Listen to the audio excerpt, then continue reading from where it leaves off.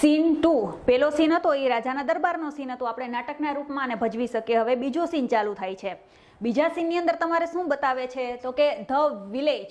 બીજા સીનની અંદર એક ગામડાનો સીન છે. અ સાધુ વિથ અ લોંગ બિયર્ડ, એક સાધુ દેખાય છે. વિથ અ લોંગ એટલે લાંબી, બિયર્ડ એટલે દાઢી. એક સાધુ છે, એક લાંબી દાઢીવાળો એક સાધુ દેખાય છે. And a saffron kurta is sitting on the platform under a tree. And a saffron kurta એટલે કેસરી કલરનો કુર્તા એટલે જબ્ભો પહેરેલો, લાંબી દાઢી અને કેસરી કલરનો જબ્ભો પહેરેલો એક સાધુ ઇઝ સિટિંગ બેઠો છે ઓન ધ પ્લેટફોર્મ એટલે ઓટલા ઉપર અંડર અ ટ્રી. બીજા સીનની અંદર કેસરી કલરના જબ્ભા પહેરેલો લાંબી દાઢીવાળો એક સાધુ છે તે ઝાડની નીચેના ઓટલા ઉપર બેઠો છે. હિઝ આઈસ આર ક્લોઝડ, તેની આંખો કેવી છે? બંધ છે. Some people are waiting for him, થોડાક માણસો તેની વાટ જુએ છે. કેના માટે? તો કે him to open his eyes, થોડાક માણસો વાટ જોઈને ઊભા છે તેની કે સાધુ ક્યારે આંખો ખોલે. એન્ડ બ્લેસ ધેમ, અને તેને આશીર્વાદ આપે. સાધુ છે તે ઝાડ નીચે ધ્યાન ધરીને બેઠા છે અને માણસોની લાંબી લાઈન લાગી ગઈ છે. માણસો વાટ જોઈને બેઠા છે કે સાધુ ક્યારે આંખો ખોલે અને અમને બધાને આશીર્વાદ આપે. Tenali Raman enters and stand among then, Tenali Raman enters એ બધાયમાં તેનાલી રામન પણ આવ્યો બધાયની વારે. એન્ડ સ્ટેન્ડ એટલે ઊભો રહી ગયો, અમોંગ એટલે વચ્ચે, ધ પીપલ અને બધા માણસો ઊભા હતા એની વચ્ચે જઈને તેનાલી રમન પણ ઊભો રહી ગયો. વિલેજર્સ 1, ગામના લોકો બધા દર્શન માટે ભેગા થયા હતા. એમાં ગામડાના લોકો એક પેલો છે ગામડાના લોકો એ વિલેજર્સ 1 બોલે છે. સાયલેન્સ કે લુક ધેર, બધાને અવાજ કરતા હોય, ગણગણ કરતા હોય માણસો ભેગા થયા એટલે બધાને કે ચૂપ થઈ જાવી, કે અવાજ કરોમાં કોઈ, કે લુક ધેર હવે ત્યાં જુઓ. એ કે the great sant is open his divine eyes. Divine eyes એટલે દિવ્ય આંખો, તેજસ્વી આંખો, જેને કહેવાય ને કે દિવ્ય તેજ હોય છે, એવી દિવ્ય તેજવાળી આંખો.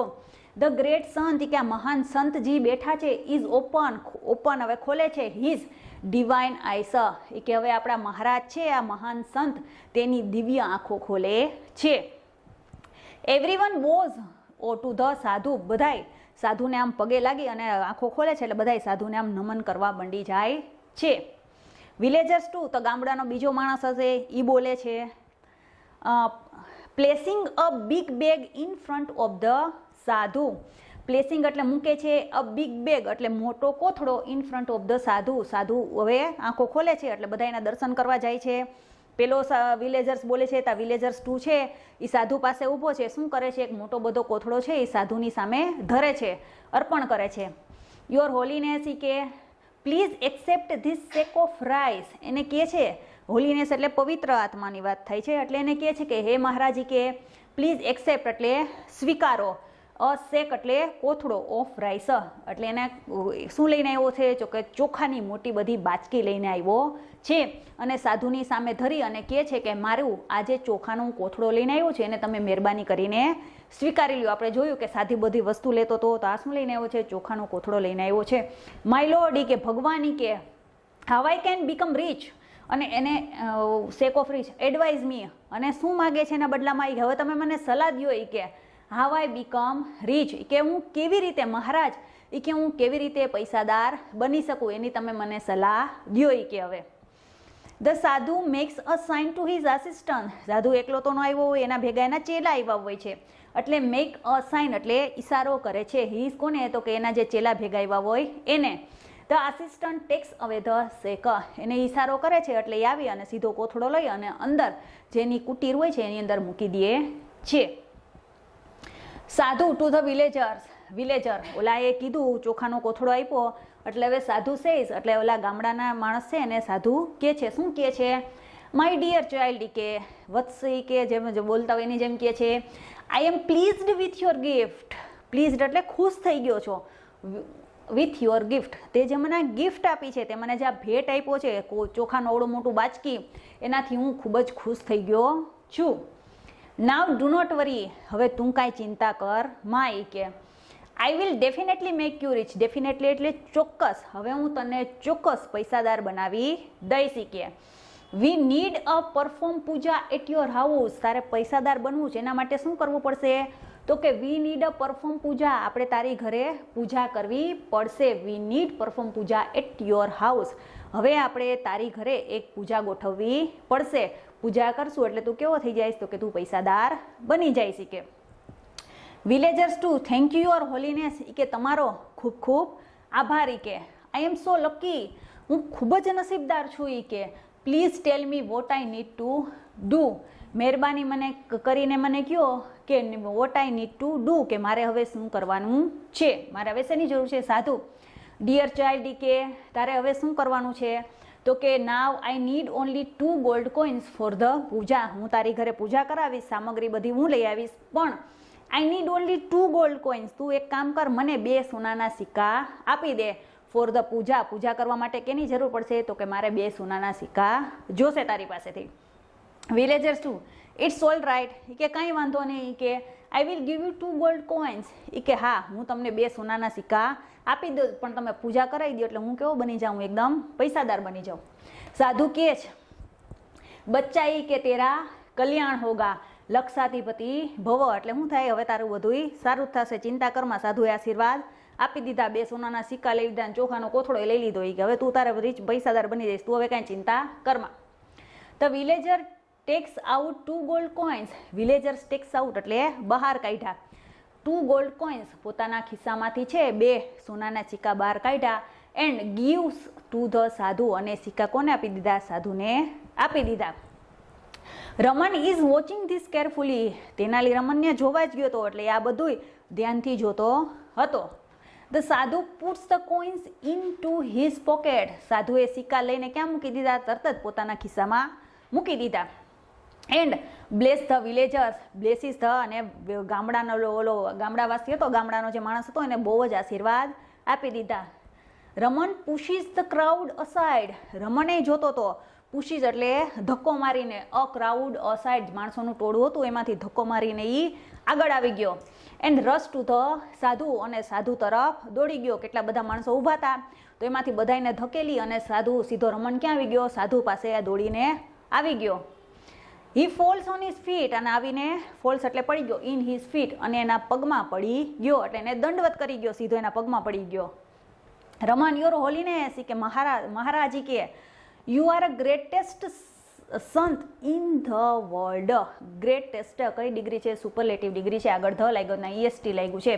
ઇન ધ વર્લ્ડ, તમે દુનિયાના સૌથી મહાન સાધુ છો. સુપરલેટિવ ડિગ્રી એટલે તમારાથી મહાન કોઈ છે નહીં. આ દુનિયામાં કે સાધુ હોય એમાં સૌથી મહાન સાધુ તમે છો. કે પ્લીઝ બ્લેસ મી, મહેરબાની કરીને મને આશીર્વાદ આપો. કે સાધુ છે, સાધુ કંઈ સમજો નહીં.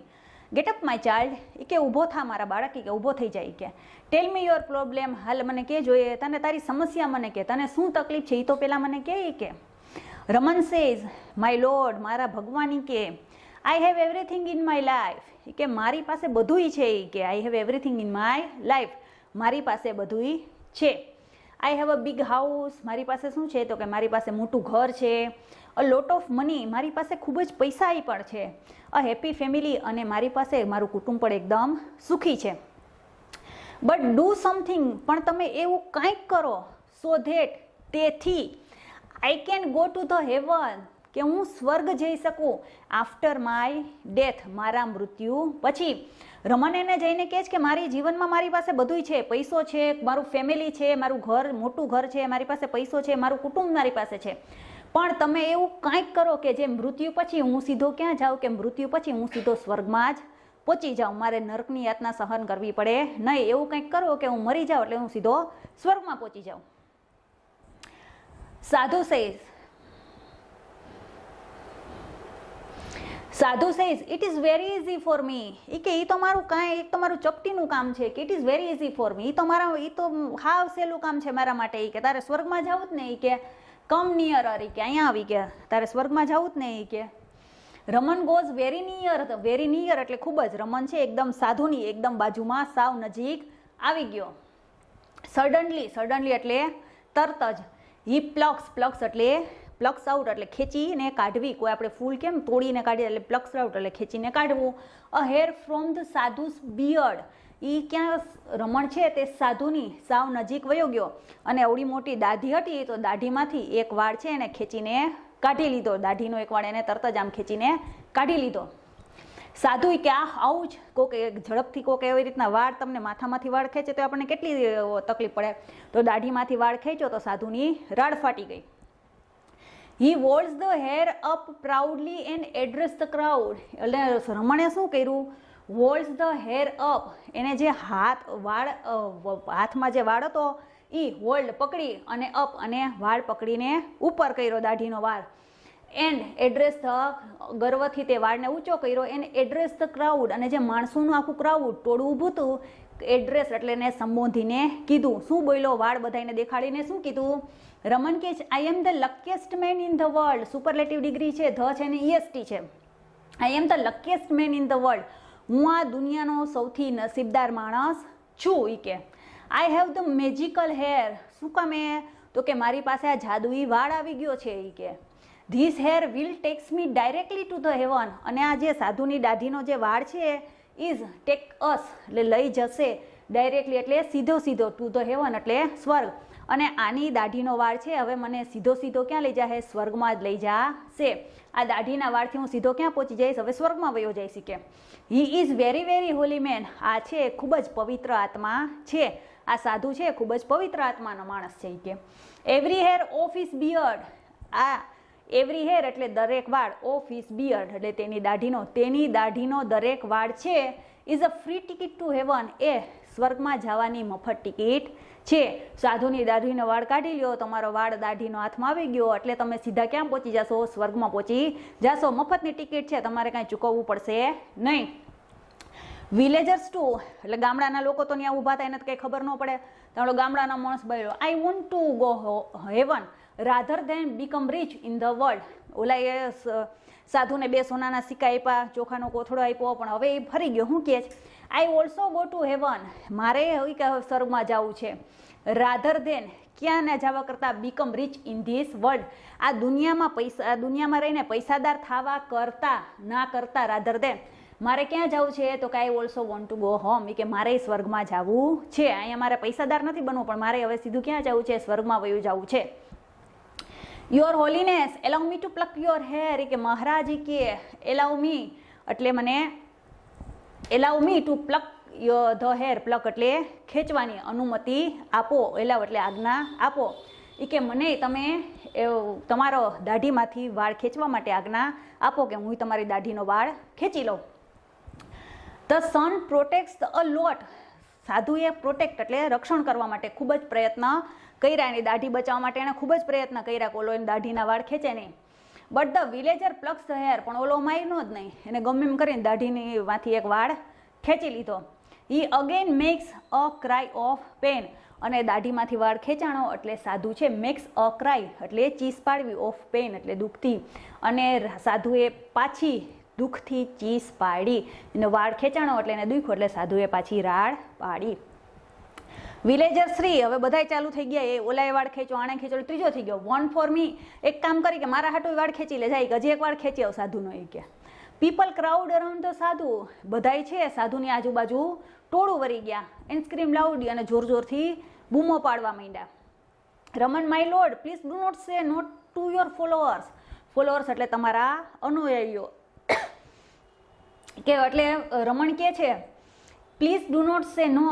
કોઈને તમે ના ન પાડતા. ટુ યોર ફોલોઅર્સ આ તમારા બધાય અનુયાયીઓ છે. કે તમે કયો છો એમ કરે છે. આ કોઈને તમે ના પાડતા નહીં. જેને વાળ જોતો હોય બધાને ખેંચવા જ દેજો. એ કે ઓલને કહે છે સાધુને કે તમે કોઈને ના ન પાડતા. એ કે give them a key to heaven. બધાને છે સ્વર્ગની ચાવી આપી દો. એટલે બધાને તમારો એક એક વાળ દાઢીનો આપી દો.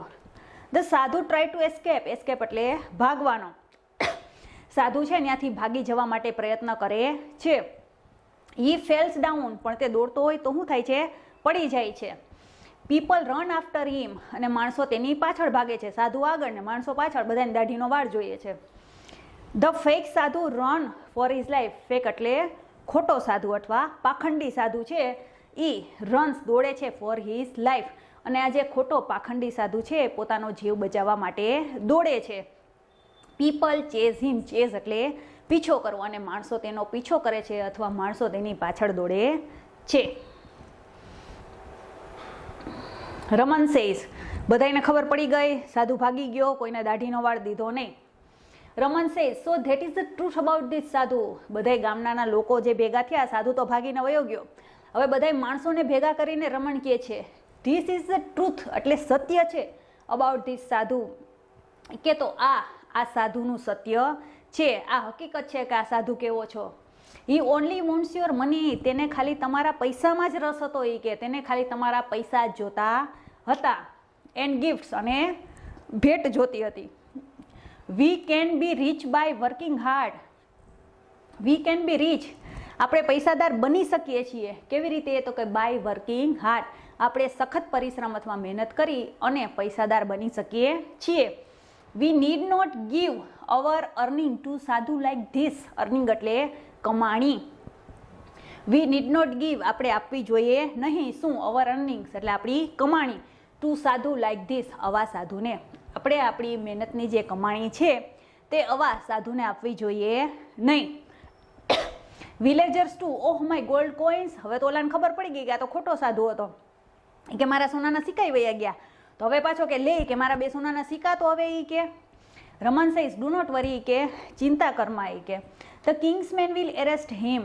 જે રાજાના માણસો છે એને ત્યાં રાખી જ દીધા હતા, એ ગમે ત્યાંથી સાધુને પકડી લેશે, ભલે ગમે ત્યાં ભાગીને ગયો. એ કે everyone will get his money back, અને દરેક માણસે જેટલા પૈસા આપ્યા એને પાછા મળી જશે. એ કે Raman Gauss back to the court, અને રમન પાછો રાજાના દરબારમાં જતો રહે છે.